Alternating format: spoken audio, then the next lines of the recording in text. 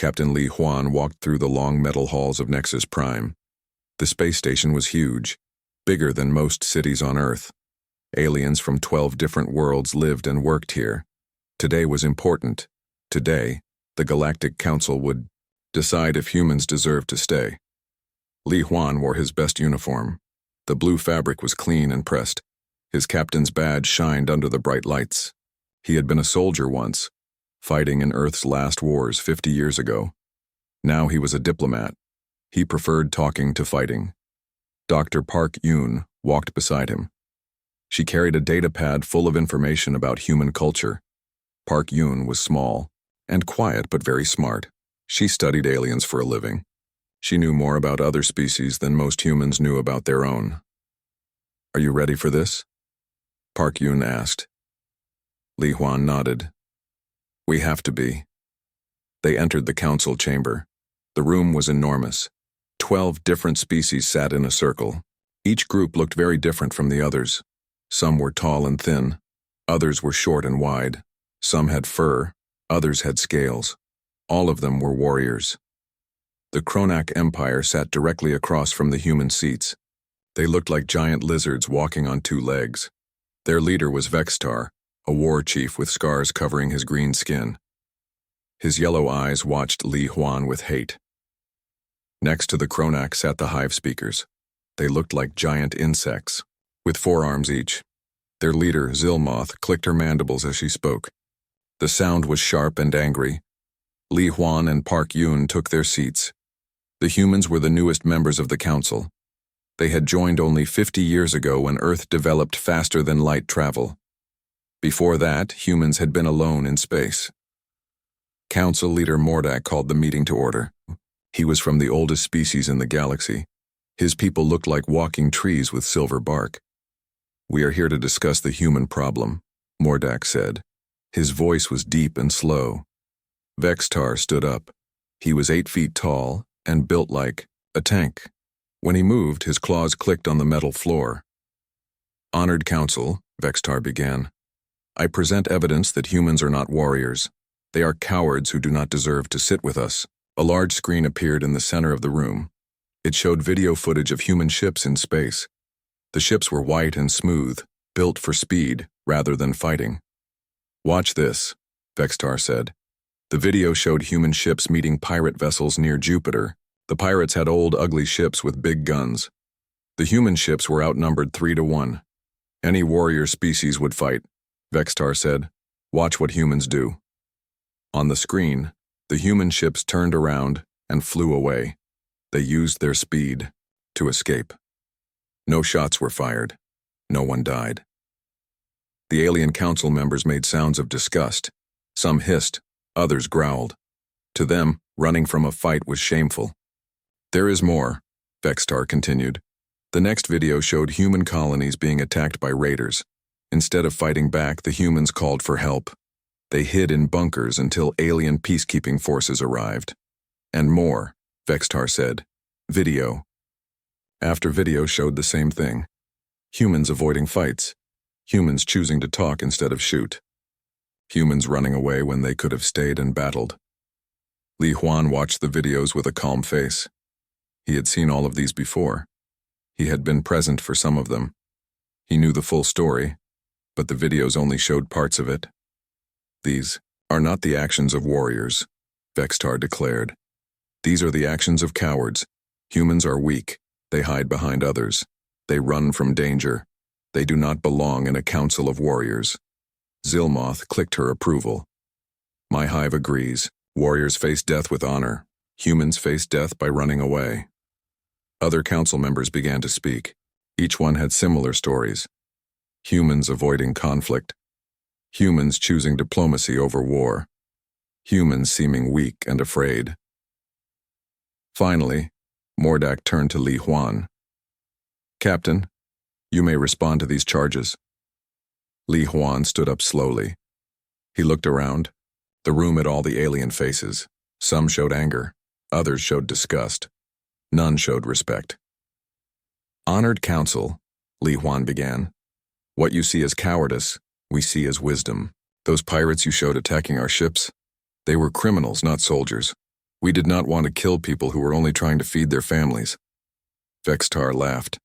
It sounded like rocks grinding together. You make excuses for weakness. Those colonists who called for help? Li Huan continued. They were farmers and teachers and children. Why should farmers die fighting when trained peacekeepers could handle the problem without anyone getting hurt? Because it is the way of warriors. Zilmoth clicked angrily. Dr. Park Yoon stood up beside Li Huan. May I explain our evolution? Mordak nodded. Humans evolved differently than your species, Park Yoon said. We did not become the strongest or the fastest. We became the smartest. We learned to work together. We learned to solve problems without fighting. This is why humans survived when bigger, stronger species on our world died out. Survival of the weak, Vextar spat. Survival of the clever, Park Yoon replied calmly. Li Huan spoke again. We choose peace because it works better than war. In the 50 years since we joined this council, how many wars have we started? None, Mordak admitted. How many conflicts have we helped to end? 17, the council leader said quietly. How many species have we helped to find new homes when their worlds were dying? 5. And how many of you have we betrayed or attacked? The room was quiet, the answer was 0, and everyone knew it. This proves nothing, Vextar growled. You are still cowards. Li Huan looked directly at the Kronak war chief. We prefer peace, Vextar, but do not mistake preference for inability. The warning in Li Huan's voice was clear, but the aliens did not understand it. They heard only more weakness. The council voted quickly. 11 species voted to remove human independence. Only the tree-like Valdorians voted to let humans keep their freedom. The council has decided, Mordak announced. Humans will be placed under protective custody. The Kronak Empire will provide security for all human worlds. Vextar smiled, showing rows of sharp teeth. We will keep you safe, little humans. You will not need to worry about fighting anymore. Li Huan stood up one last time. His voice was calm, but there was something dangerous in his eyes. You want to see what humans are truly capable of, he said. I hope for all our sakes that you never do. The aliens laughed at his words. They thought it was another empty threat from a coward. Dr. Park Yoon gathered her datapad and followed Li Huan out of the chamber. As they walked through the halls of Nexus Prime, she spoke quietly. They have no idea what they just did. Li Huan nodded. They studied our retreats and called them cowardice. They never bothered to study what happens when we stop retreating. Behind them, the council members celebrated their victory over the weak humans. They had no idea that they had just made the biggest mistake in galactic history. The universe was about to learn why humans had avoided war for so long, and why that avoidance had been a gift, not a weakness. 3 months had passed since the Galactic Council voted. 3 months since humans lost their freedom. 3 months since the Kronak Empire became their protectors. Commander Jiang Su crouched behind a metal crate on the human colony of New Seoul. Through his binoculars, he watched Kronak soldiers patrol the streets. The lizard-like aliens carried big guns and walked like they owned the place. Because now they did. Jiang Su was not like Captain Li Huan. He was not a diplomat. He was a special forces soldier, trained for dangerous missions. His job was to watch and learn, to see what the Kronak were really doing on human worlds. Commander, whispered Engineer Yu-Jin beside him. Look at Building 7. Yu-Jin was young and smart. She could hack into any computer system. She had been watching Kronak communications for weeks. What she found made her scared. Jiang Su turned his binoculars toward Building 7. It used to be a human school. Now Kronak technicians went in and out all day. They carried strange equipment and data storage units. They are not just occupying us, Yu-Jin said quietly. They are studying us. Inside the old school, Kronak scientists worked day and night. They took apart human computers. They studied human weapons. They analyzed human technology. Every day they learned more about how humans built things. But the Kronak were not just interested in human machines. They wanted to understand human minds too. Show me the files you found, Jiang Su said.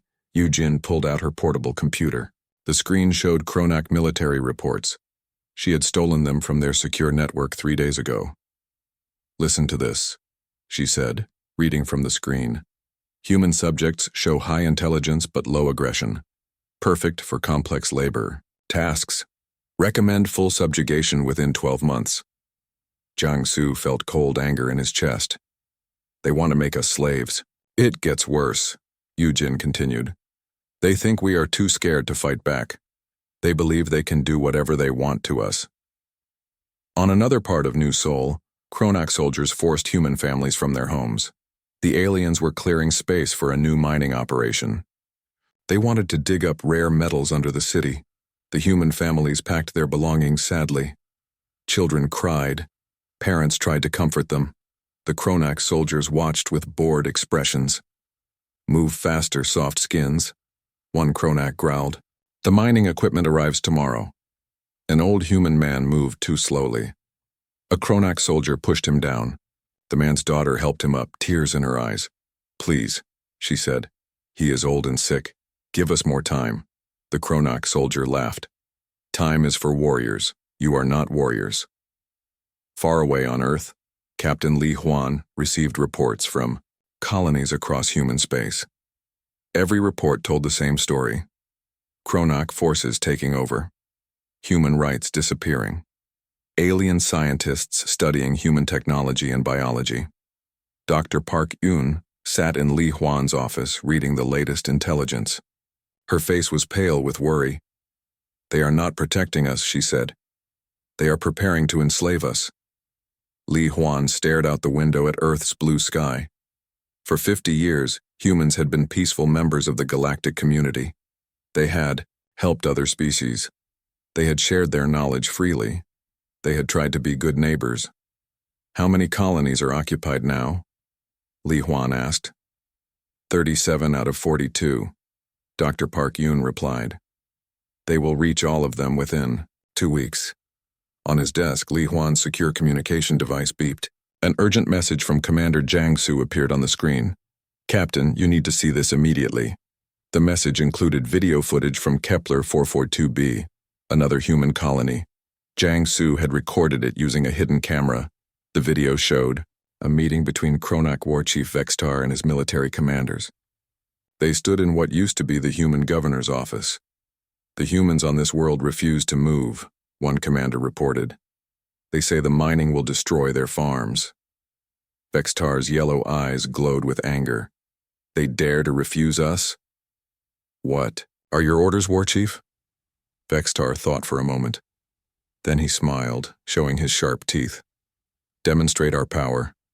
Destroy one section of their main city. Leave the bodies where they can see them. The survivors will understand." Li Huan and Dr. Park Yoon watched in horror as Kronak warships moved into position above the colony. The ships were massive, designed for destruction. The humans below had no military defenses. Kepler 442b was a farming world. The colonists grew, food for other human settlements. They had never hurt anyone. "This is Vextar to all human settlements," the war chief's voice came over the colony's communication system.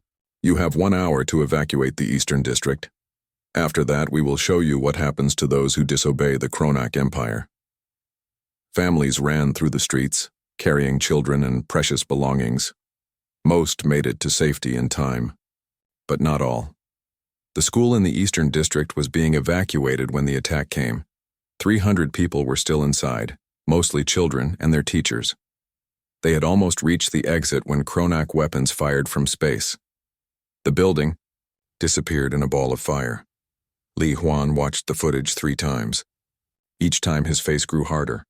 Dr. Park Yoon had to look away. 300 civilians, she whispered. Children. "They wanted to send a message," Li Huan said. His voice was quiet, but there was something terrifying in it. After the attack, the remaining colonists on Kepler 442b agreed to move. They had seen what Kronak Mercy looked like. Back on New Seoul, Commander Jiang Su and Engineer Yu Jin watched the news reports with growing anger. "The galaxy thinks we are cowards," Jiang Su said. "They think we will accept this."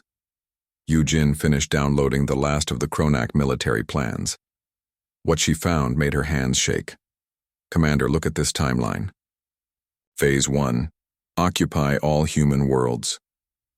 Phase 2. Remove human leadership. Phase 3. Begin mass labor assignments.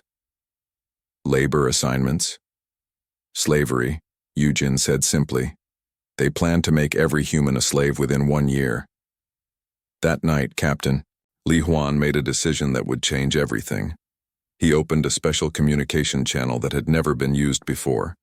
The channel connected directly to Earth's military command. The message he sent was short. Protocol 7 is now active. They want to see what humans are capable of. Show them. On military bases across Earth, alarms began to sound. Soldiers who had been training in secret for 50 years received their orders.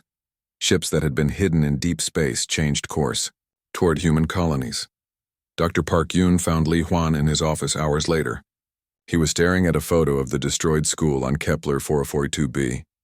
You activated Protocol 7, she said. Yes. The galaxy will never be the same. Li Huan looked up at her. They studied our retreats and called them cowardice. They never bothered to study what we were retreating from. What do you mean? For 50 years we have been retreating from our own nature, Li Huan said. We have been running from what we used to be, what we could become again if we had to. Dr. Park Yun understood. Humans had not always been peaceful. They had not always chosen diplomacy over war. For most of human history, they had been something very different. They killed children to prove their power, Li Huan continued. Now, they will learn why we worked so hard to never let that part of ourselves wake up again. Across the galaxy, Kronak forces continued their occupation of human worlds. They were confident and proud. They had defeated the cowardly humans without losing a single soldier. But something was changing. Human civilians were disappearing from occupied worlds. Not fleeing, disappearing. Ships were leaving human space stations, but not in panic. In perfect order. On Kronak military bases, equipment began to fail. Communication systems went down. Supply shipments got lost. Computer networks crashed.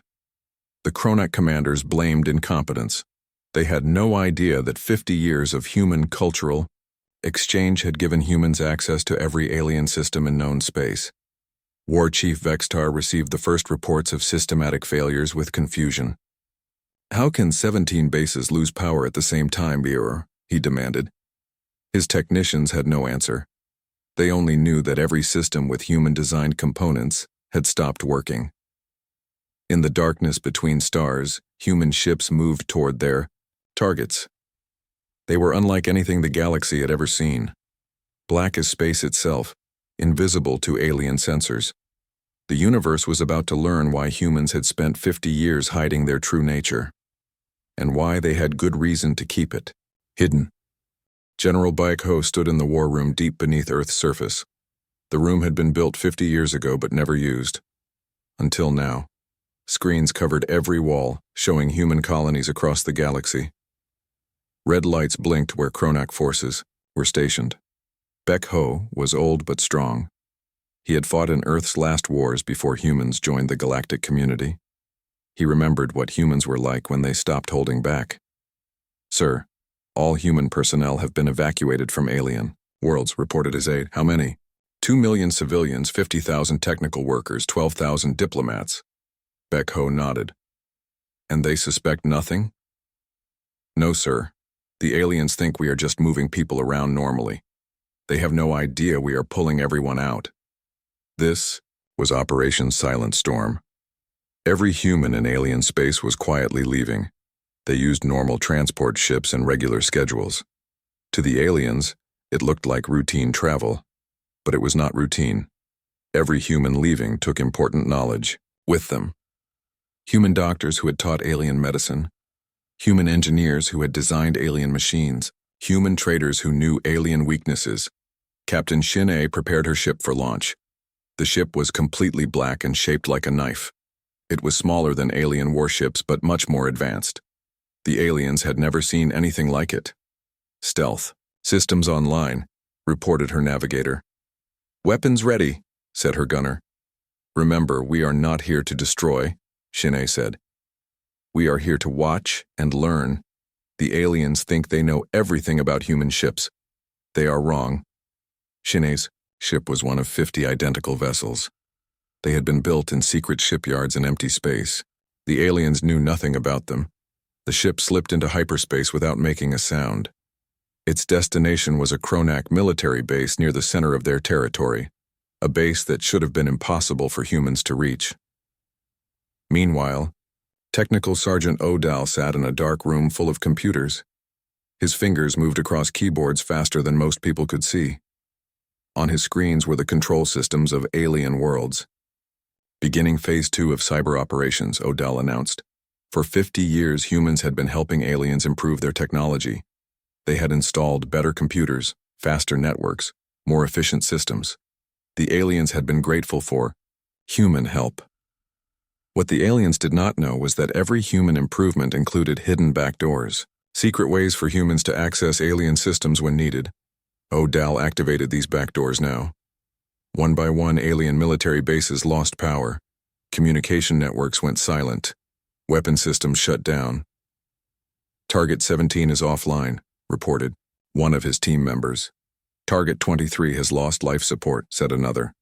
Target 31's weapons are disabled. Odal smiled grimly. The Kronak wanted to see human technology. Now they are seeing it. On the Kronak homeworld, war. Chief Vextar received emergency reports from across his empire. Military bases were failing. Starships could not navigate. Communication with remote colonies had stopped. How is this possible? Vextar roared at his technicians. We do not know, War Chief, one technician replied nervously. The failures seem random, but they are happening everywhere. Random? Vextar's yellow eyes glowed with anger. 17 bases do not fail randomly on the same day. What Vextar did not understand was that the failures were not random at all. Every system that failed had been touched by human technology. Every network that went dark had been improved by human engineers. The other alien species in the galactic community began to notice problems too. The insectoid hive found that their food production systems were malfunctioning. The systems had been designed with human help 20 years ago. The crystal-based Shamari discovered that their energy networks were unstable. Human technicians had upgraded them just 5 years earlier. The tree-like Valdorians watched their weather control systems fail. Humans had taught them how to build those systems. Across the galaxy, alien civilizations realized how much they depended on human knowledge. Medical techniques that human doctors had shared. Engineering solutions that human scientists had provided. Trade routes that human logistics experts had designed. All of it was disappearing. Captain Shinnei's stealth ship reached the Kronak military base without being detected. The base was huge, bigger than Earth's largest cities. It housed 50,000 Kronak soldiers and their families. Beginning reconnaissance, Shinnei ordered. Her ship used sensors that the aliens could not detect. It mapped every building, every weapon, every ship in the base. It recorded patrol patterns and security codes. It identified weak points and escape routes. The Kronak had no idea they were being watched. This is interesting, her tactical officer said. Their shields are down. Power problems? Looks like it. Half their systems are offline. Shinnei understood. Odal's cyber attacks were working. The base that should have been impossible to approach was now defenseless, but humans were not here to attack. Not yet. Record everything, Shinnei ordered. We need to know how weak they really are. Her ship spent 6 hours studying the base. Then it slipped away as quietly as it had arrived. The Kronak never knew it had been there. Similar scenes played out across Kronak space. Human stealth ships appeared at military installations, recorded everything, then vanished. Kronak sensors never detected them. On Earth, General Baek Ho received reports from all the stealth missions. What he learned made him both sad and angry. They have weapons pointed at every human colony, he told his staff. If we had not acted, they would have destroyed us completely. What are your orders, General? Baek Ho looked at the screens showing human colonies under Kronak occupation. Millions of humans were living under alien rule, treated like prisoners in their own homes. "Begin Phase 3, he said quietly. Across human space, hidden factories came online. They had been disguised as research stations and mining operations. Now they revealed their true purpose: weapons, ships, soldiers, everything humans needed for war, built in secret over 50 years. The aliens had thought humans were weak because they saw only what humans wanted them to see: peaceful colonies, trading ships, diplomatic missions. They never saw the hidden bases, the secret weapons, the soldiers training in empty space. War Chief Vextar called an emergency meeting of his commanders. Half of them could not attend because their communication systems were down. "The humans are behind this," Vextar declared. "Somehow they are sabotaging our empire." "Impossible," said Commander Korthak. "Humans are cowards. They have no military, technology. We have seen their ships. We have studied their weapons. They are primitive." "Then explain this." Vextar slammed data files onto the table. 43 bases offline, 27 fleets unable to navigate, 15 colonies without power. The room was quiet. No one had an explanation. "Find the humans. Responsible," Vextar ordered. "Capture them. Make them fix what they have broken." But there were no humans to capture. Every human civilian had already left Kronak space. The few who remained were hidden so well that Kronak forces could not find them. On Nexus Prime, the Galactic Council called an emergency session. Species from across the galaxy reported the same problems. Human-touched technology was failing, everywhere. "Where are the human representatives?" asked Council Leader Mordak. The human seats were empty. No one knew where Captain Li Huan and Dr. Park Yun had gone. "They have abandoned their duties," declared Zilmoth of the Insectoid Hive. "This proves they are cowards." But some council members were not so sure. The systematic failure of technology across multiple star systems seemed too organized to be the work of cowards. In deep space, Admiral Kim Tae stood on the bridge of humanity's most advanced warship. Around him, a fleet of ships waited in the darkness, ships that the galaxy had never seen. "All ships report ready, Admiral," his communications officer announced. "How many do we have?" 300 warships, sir. 500 support vessels, 200 stealth scouts. Kim Tae had been preparing for this day for 30 years. He hoped it would never come. But the Kronak had killed human children. They had chosen to see humanity's mercy as weakness. Now they would learn the difference. "Send a message to General Beck Ho," Kim Tae ordered. "Tell him the fleet is ready to reveal itself." "What should we tell the aliens, sir?" Kim Tae looked out at the stars. Somewhere out there, human families lived under alien occupation, children who had lost their parents in Kronak attacks, colonies that had been stripped of their freedom. "Tell them nothing," he said. "Let them wonder where their technology went. Let them guess why their systems are failing. Let them fear what comes next." The awakening had begun. Humanity was no longer hiding. 6 months had passed since Protocol 7 began. The Kronak Empire was falling apart. Their mighty war machine could not function without working computers, navigation systems, or communication networks. War Chief Vextar stood in his command center, staring at screens full of red warning lights. Half his fleet was stranded in space. Their ships could not jump to hyperspace because the navigation computers had failed. "War Chief," his aide reported nervously, "we have lost contact with the outer colonies." "How many?"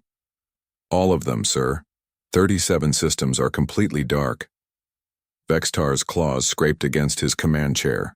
How could cowardly humans cause so much damage? Where were they hiding? How were they doing this?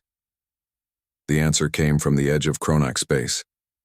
Admiral Kim Tae's fleet emerged from hyperspace like ghosts becoming real. 300 human warships appeared at once, their black hulls absorbing sensor beams instead of reflecting them. The Kronak patrol ships in the area tried to scan the human fleet.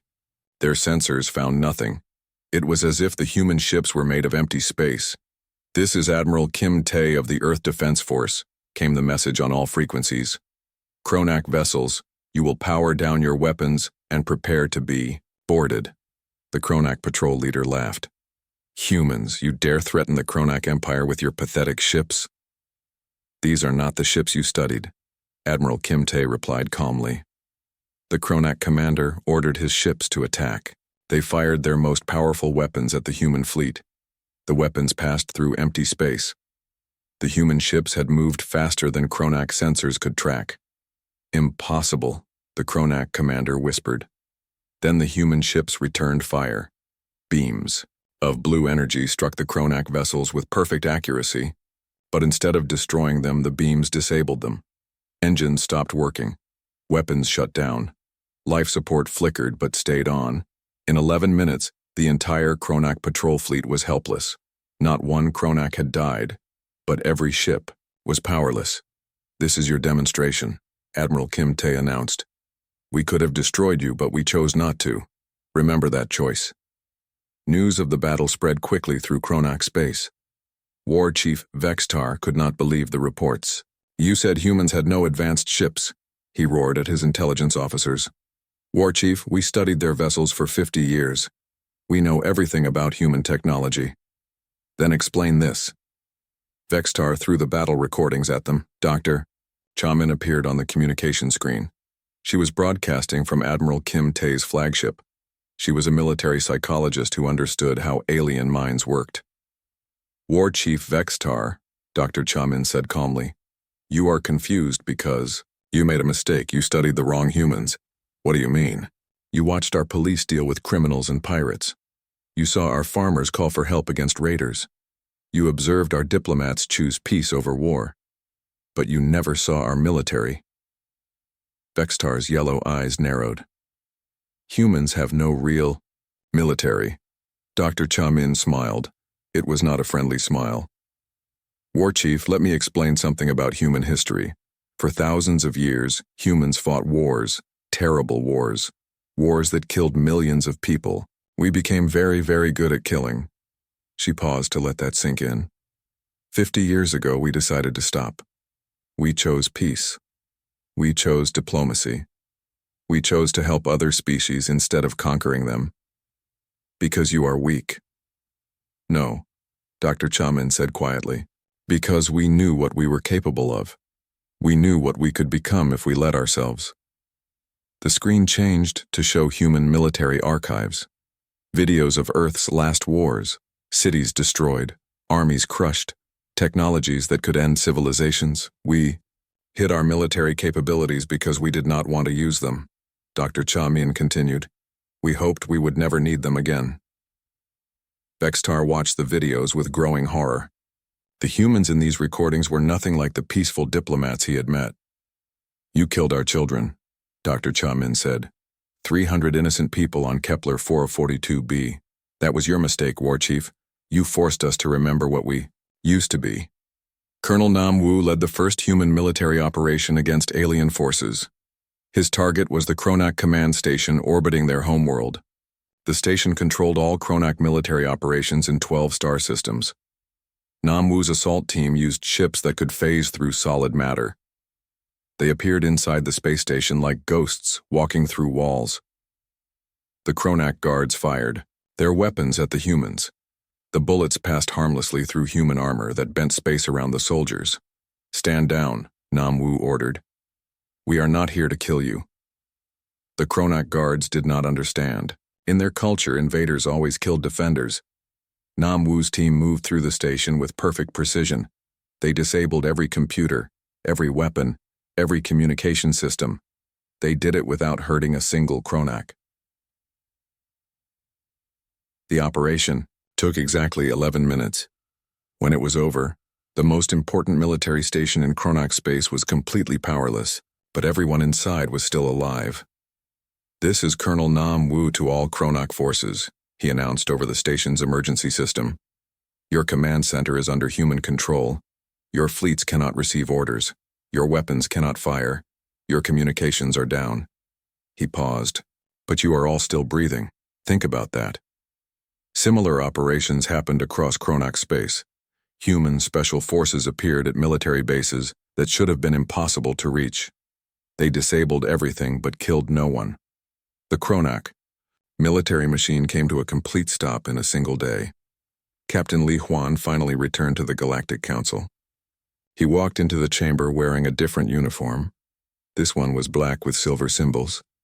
A military uniform that no alien had ever seen before. The council members stared at him in shock. Where was the quiet diplomat who had pleaded for peace? This human looked like something dangerous. Captain Li Huan, Council Leader Mordak said carefully, "We have received disturbing reports about human military actions." "Yes," Li Huan replied simply. "Explain these attacks on Chronoc forces." "They were not attacks," Li Huan said. "They were demonstrations." Vextar appeared on the main screen, broadcasting from his crippled homeworld. "You have destroyed our empire?" "No," Li Huan replied calmly. "We have disabled your military. There is a difference. Our ships cannot fly, our weapons do not work, our communications are silent." "Yes. And how many of your people have died?" Vextar was quiet for a moment. "None." "Exactly, we could have killed everyone in your empire in less than a day. Instead, we chose to show mercy." The council chamber was silent. Every alien species was thinking the same thing. If humans could do this to the mighty Chronoc Empire, what could they do to anyone else? "You have been wondering how we did this," Li Huan continued. "The answer is simple.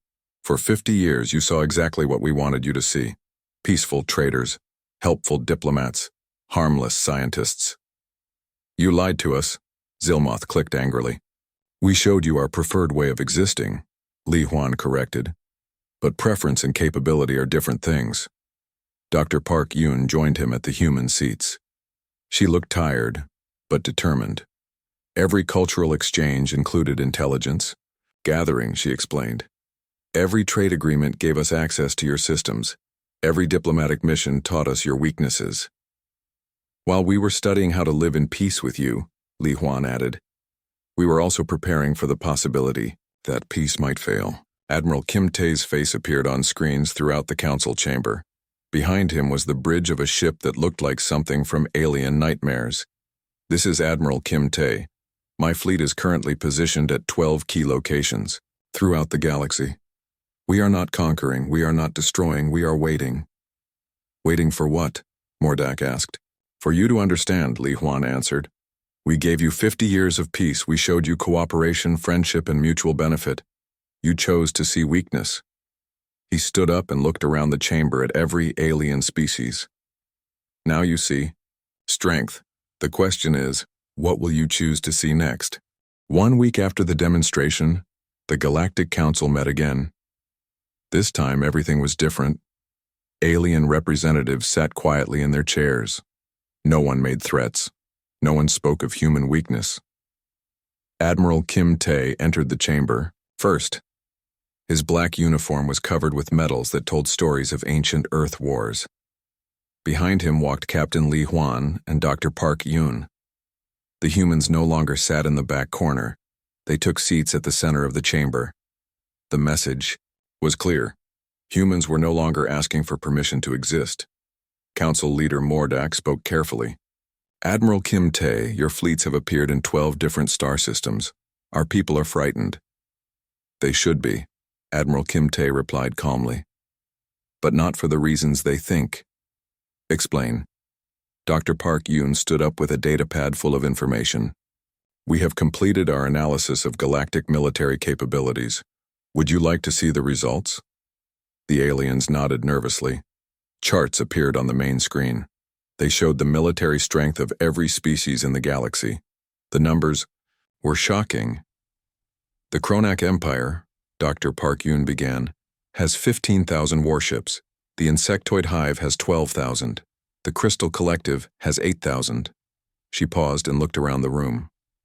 "Humanity has built 37,000 combat vessels over the past 50 years, all hidden, all invisible to your sensors until now."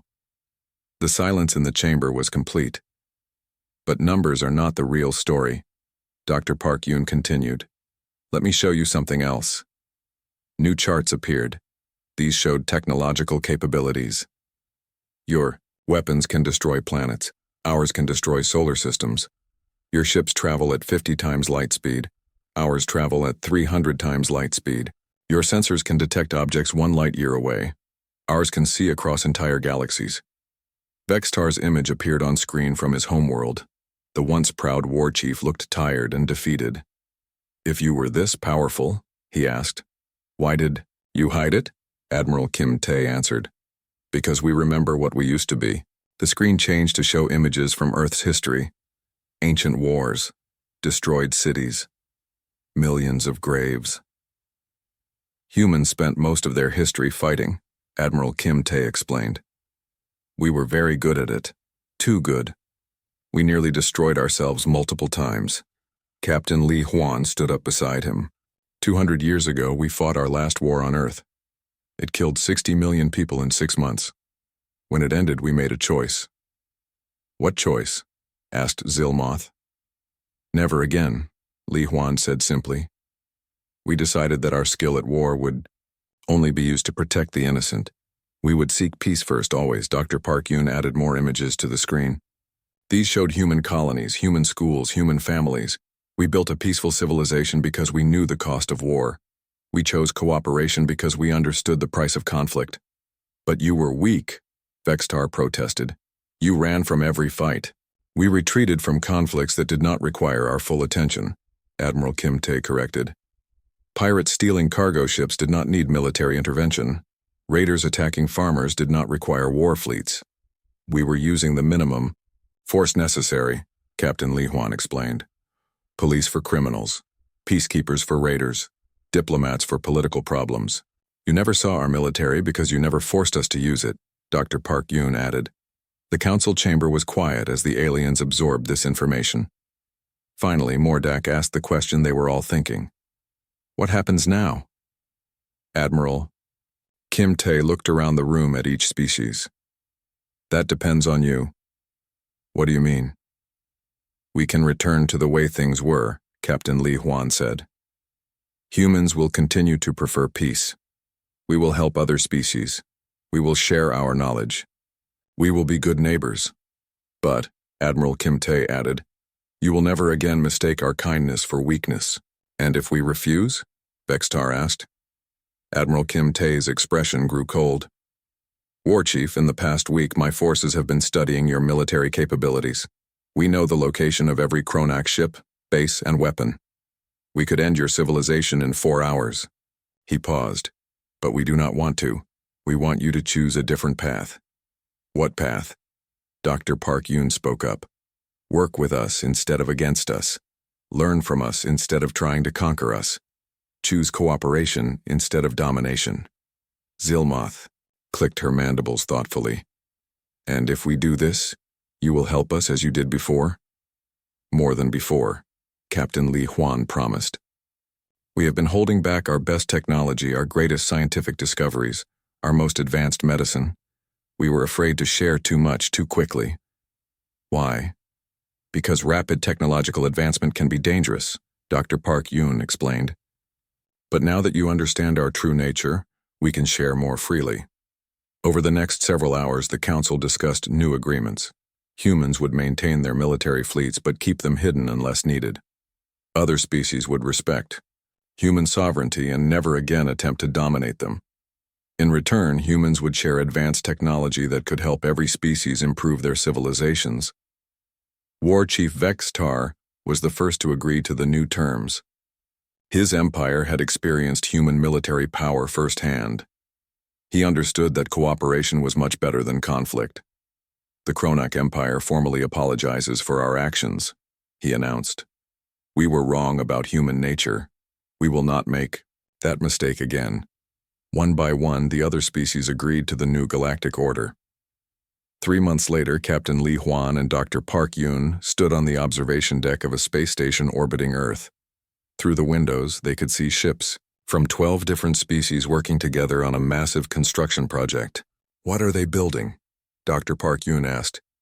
A new kind of space station, Li Huan replied. Designed by humans, built by everyone together. It will be a center for scientific research and cultural exchange. The aliens seem happy with the new arrangements. They should be. Human medical technology has already extended Kronak lifespans by 30%. Our agricultural techniques have ended food shortages on 6 worlds. Our transportation systems have cut travel time between stars in half. Dr. Park Yoon smiled. And all it took was showing them our warships. Sometimes people need to see your strength before they can appreciate your kindness, Li Huan said. On the construction site, human engineers worked alongside Chronoc technicians. Insectoid workers cooperated with crystal-based aliens. Species that had been enemies for centuries were now building something together. War Chief Vextar's image appeared on the communication screen, but he looked different now. Instead of armor, he wore civilian clothes. Instead of weapons, he carried scientific instruments. Captain Li Huan, Vextar said, I wanted to thank you personally. For what, War Chief? For teaching us the difference between strength and cruelty, for showing us that true power comes from choosing not to use it. Li Huan nodded. You learned quickly. We had good teachers and strong motivation. After the call ended, Dr. Park Yoon looked thoughtful. Do you think this peace will last? As long as people remember what happens when it does not, Li Huan replied. In deep space, Admiral Kim Tae's fleets continued their patrols. They were invisible and silent, watching over the galaxy. Most aliens had forgotten they were there. But they never forgot their mission, to protect the peace that had been built with such difficulty. The galaxy had learned an important lesson. Mercy was not weakness. Kindness was not cowardice. And sometimes the most dangerous people were those who chose not to be dangerous. Humanity had spent 50 years trying to be good neighbors. When that failed, they had shown the galaxy what good neighbors were capable of. Now everyone understood the difference between cannot and will not. The universe was safer because they had learned that lesson without forcing humans to teach it the hard way. In his final report to Earth Command, Admiral Kim Tae wrote, Mission accomplished. The galaxy now understands human nature. Peace is maintained through strength, and strength is proven through restraint. We remain ready to defend what we have built, but we hope we will never need to. The stars continued to shine on a galaxy where 12 species worked together, protected by the quiet strength of the 13th. Humanity had found its place in the cosmos, not by conquering others, but by teaching them that some gifts are too precious to take by force. Peace, once lost and hard won again, spread from star to star like light in the darkness.